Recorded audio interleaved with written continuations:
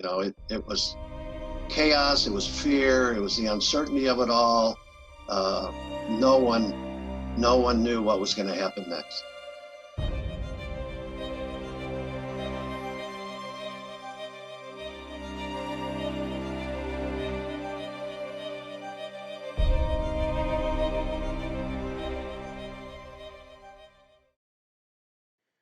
(1968), a sad year for my grandpa, grandma, and the rest of the family.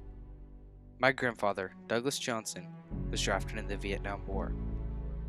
He had recently moved in with my grandmother, but because of my grandmother not having a job she could support herself with, she was forced to move back in with their parents while my grandfather was stationed in Vietnam. It was an extremely crushing event for both of them. My grandpa was drafted into the military as a military policeman. This means that he was responsible for helping with mobile security support, police missions, confinement or detention issues, and police intelligence operations. Some of the other duties of a military policeman were help run traffic control and troop disciplinary. So it was like being a policeman. But we had a variety of responsibilities. Not only did we do patrols, and we patrolled the base camp, and we did guard duty at the gates of the base camp.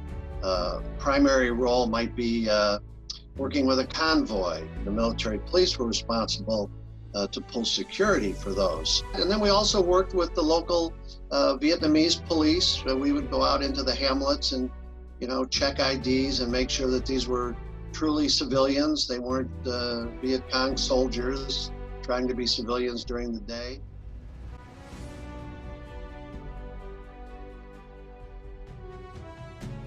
The date is January 30th, 1968, the day of the Vietnamese Lunar New Year Tet. My grandpa and other anxious draftees have recently arrived on the foreign soil of Vietnam. Meanwhile, Viet Cong and NLF soldiers have been making their way through the country without suspicion because of the intention towards the holiday. They are planning to attack many allied cities of the United States, such as Saigon, the precious home to the U.S. Embassy and an important landmark for the U.S. military. The Viet Cong's goal is to stop the U.S.'s guerrilla attacks, and possibly even force a surrender. Then, all hell breaks loose. The new communist campaign in Vietnam continues. Just after midnight their time, a band of Viet Cong raiders blew up a power installation and attacked 2 police stations in Saigon. Other small bands still roam the city.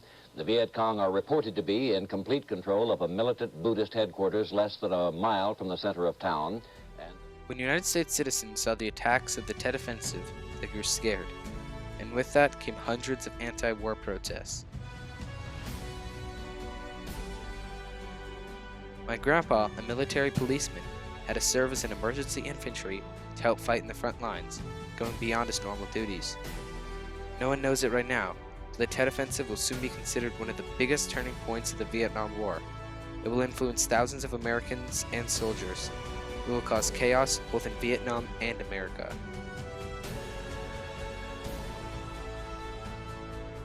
In the end, American allied forces such as South Vietnam were able to fend off attacks from the North Vietnamese armies. It was still a crushing defeat, however. The Tet Offensive shifted the goal of the war for the U.S. Because of the lack of support from American citizens, the major casualties from the war, and the huge change of tide from the defeat in the Tet Offensive, the new goal of the war was to get out.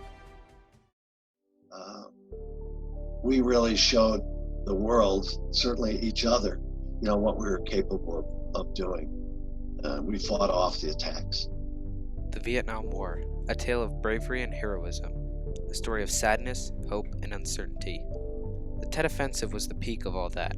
Many people stepped up, including my grandpa, and in the end, through incredible instances of perseverance and selflessness, the U.S. military would be able to escape the war.